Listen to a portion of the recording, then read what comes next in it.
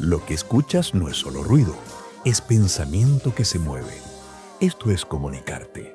Cultura en diálogo en Radio UNIAC. Y ya estamos de vuelta, estamos hablando de la juventud de nuestros practicantes. Sí, pero hoy día estamos estrenando, no está Michelle, pero la vamos a saludar después.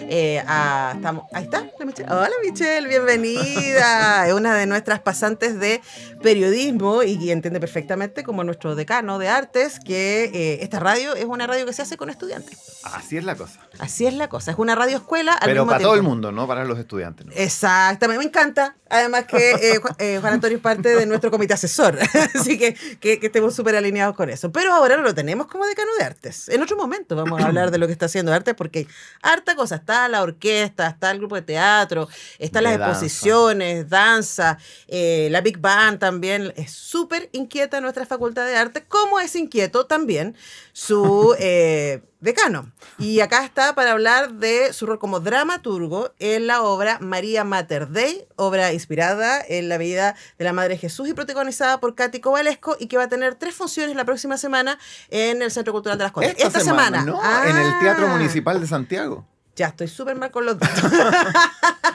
Teatro Municipal. Teatro Municipal de Santiago. Esta semana lo que se presenta en 3 funciones a mediados de abril es Mi Madre Ana Bolena. Va a haber 2 obras mías en cartelera este mes. Mira. Sí. A ver, yo puedo hablar de la segunda porque la fui a ver y con mi hijado, además que le encantó la obra. Me acuerdo. Pero esta yo tengo muchas curiosidad respecto a... Claro, porque una cosa es acercarte a Ana Bolena y la Reina Isabel, ¿ya? Sí. Que son personajes históricos, pero que en algún sentido son personajes menos sagrados, diríamos, ¿no? Sí. Independiente de su la veneración que les puedan tener en Inglaterra. Pero María es un personaje muy complejo, del que se ha dicho mucho, pero siempre estás como al borde de la polémica de poder como tocar ciertas sensibilidades, ¿no? Entonces, primero quería preguntarte, ¿por qué meterte ahí? Porque yo soy mariano, tengo formación jesuita, los jesuitas son marianos. Uh-huh. En mi casa también, mi madre y mi padre eran marianos. Creo que es un personaje enorme. Creo que es un personaje que no ha sido visto en su dimensión más terrenal.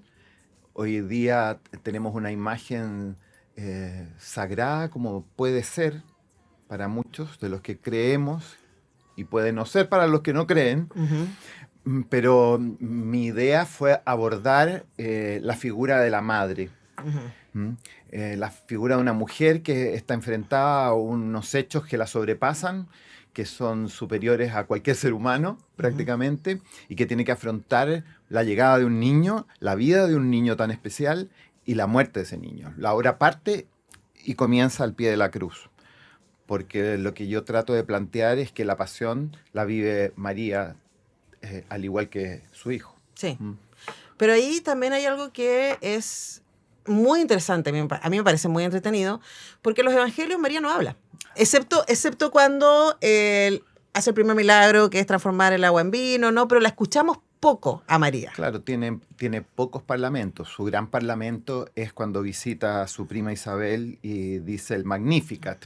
Ahora, esas palabras del Magnificat no sabemos si exactamente las dijo la Virgen María. Exacto. Y en el Evangelio, María, en la Biblia católico-cristiana, María habla aparece nombrada y con algunas frases alrededor de 15 veces en total.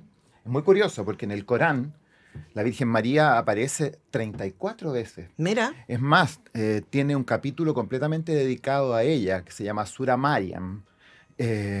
Muy interesante.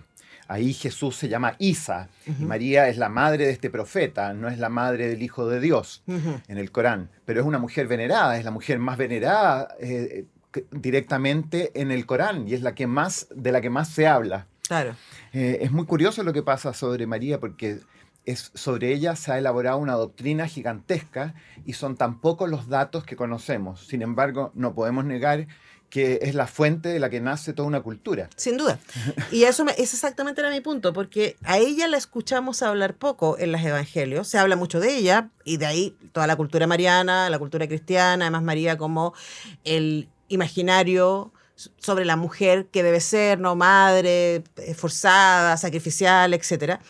Pero acá tú creas una María más compleja y además la obra es un monólogo interpretado por Katy Kovalevsky en donde ella habla todo el rato. Cuéntanos Todo el rato. cómo fue crear esa voz. Fue difícil crear la voz, porque yo no quería que fuera algo ingenuo. Quería que esa voz mostrara las dudas, la incerteza, el miedo. Es el miedo que va a haber sentido esa madre, ¿no?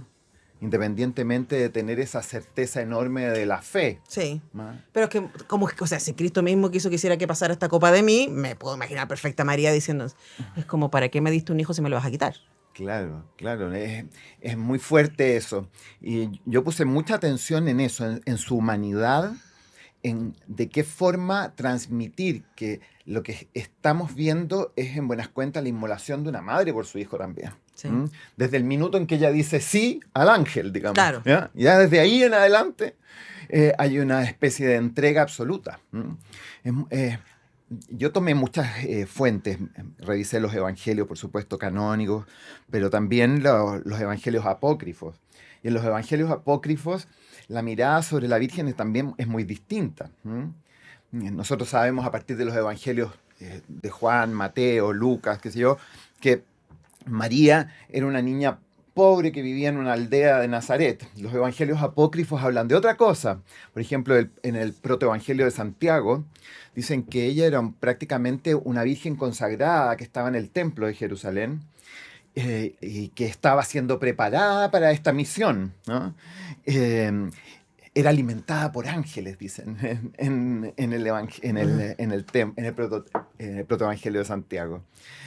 Claro, hay muchas cosas que se unen en esta mirada mía, porque yo quise hacer un cruce también con mi experiencia propia respecto de María, con el conocimiento que se ha logrado acumular y con aquellas otras historias que también integran de alguna manera el imaginario. Uh-huh. Un imaginario que se ha expresado mucho en la pintura, porque sí. Si uno mira en la pintura, hay muchos aspectos de la vida de María que no están tomados de los evangelios canónicos. Sí, sí. ¿no?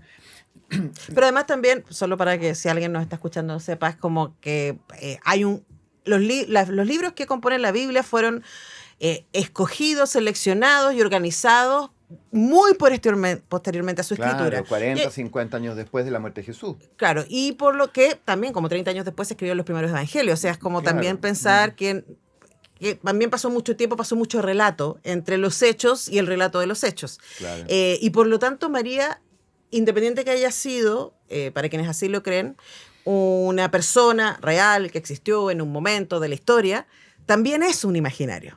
Sí, ahora no cabe duda que fue una mujer que existió porque dio a luz a Jesús, digamos. Uh-huh. Esa mujer existió. Sí. Alguien dio a luz a Jesús. Claro, estoy pensando en claro, que podemos estar de acuerdo en eso, como podemos estar de acuerdo en la existencia de Jesús como profeta, etcétera, pero estoy pensando más en la trascendencia. Uh-huh. Ahí me refiero al imaginario, ¿no? Uh-huh. Porque más que el hecho histórico, en general nosotros hablamos, y yo me imagino que tú también escribes de ahí, del imaginario mariano. Por supuesto, es imposible apartarse de ese imaginario mariano. Sí. ¿no? Además que tampoco tengo ganas de ser rupturista ni de echar abajo la creencia de la gente. Muy por el contrario, yo creo que mi idea es, de alguna manera, al humanizar a María, para mí es una mejor forma de divinizar a María. Ajá. ¿Ah? Porque es lo que vive internamente esa mujer, de qué manera se expresa ese amor absoluto, esa suerte de obediencia de la que se habla en los evangelios. Sí, ¿no? sí, además que, claro, Además, una mujer despreciada en cierto... Por supuesto, una madre soltera a los 14, 15 años. Claro, y una madre también que debe soportar cosas como que su propio hijo le dijera, mujer, que tengo que ver contigo. Sí, ¿no? Tal cual. Sí, además, claro, tenemos un relato de lo que le dice... José, cuando se entera, ¿cierto? Pero quién sabe, o sea, como para la época, ella era una adolescente, yo creo que también humanizarla, O sea, pudo ser lapidada. Sí, tal cual, ahí José de la salva, ¿no? Pero hay toda esta complejidad, ¿cierto? La complejidad histórica, la complejidad imaginaria, la complejidad sacra, sobre La complejidad de interpretarla, que para la iba Katy a ir a fue una la cosa Katy, sí. tremenda, porque la Katy es agnóstica.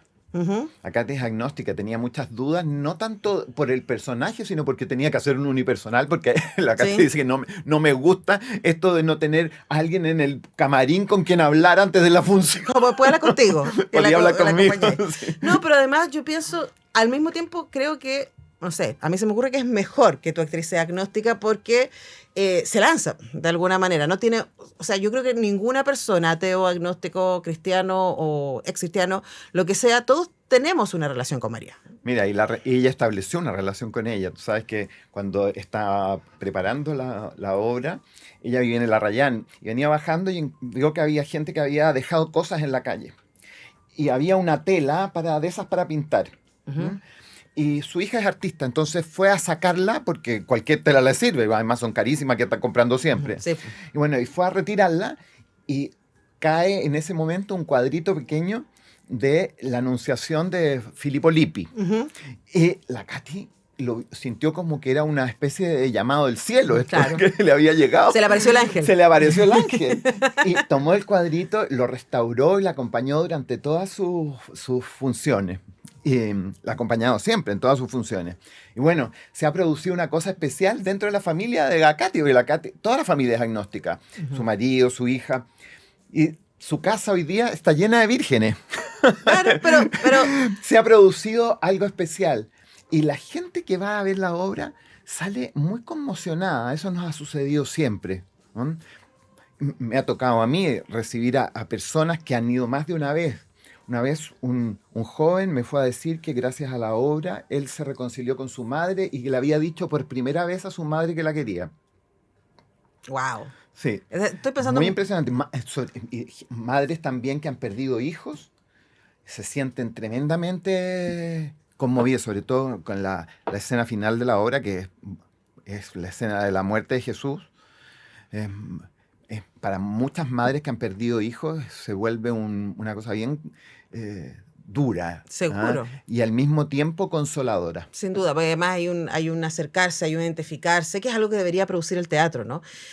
Recordemos que estamos conversando con Juan Antonio Muñoz, dramaturgo de la obra María la Madre de Jesús, María Mater Dei, que va a estar mañana y pasado, miércoles 1 de abril y jueves 2 de abril a las 19 horas en la sala Arrau del Teatro Municipal de Santiago, que es una sala que a mí me encanta. Yo he visto varias cosas ahí en la sala Arrau y me gusta mucho, lo hablamos con Carmen Gloria Larenas cuando vino, el ejercicio de que el Teatro Municipal también tenga una sala para ejercitar otras artes que cruzan la ópera o la Sí. música clásica o no, pero están moviéndose ahí, ¿no? Y quería preguntarte Sí. también por ese escenario para ti.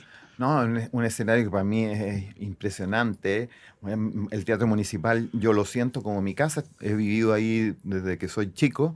Además de que has sido crítico, también como crítico, no solamente como público has estado ahí. Sí, y he hecho muchas conferencias ahí. Tú sabes que mi primera conferencia la hice en la Sala Rau, cuando yo tenía 17 años. Ay, pero- Estaba en cuarto medio. Wow, ¿y de qué hablaste?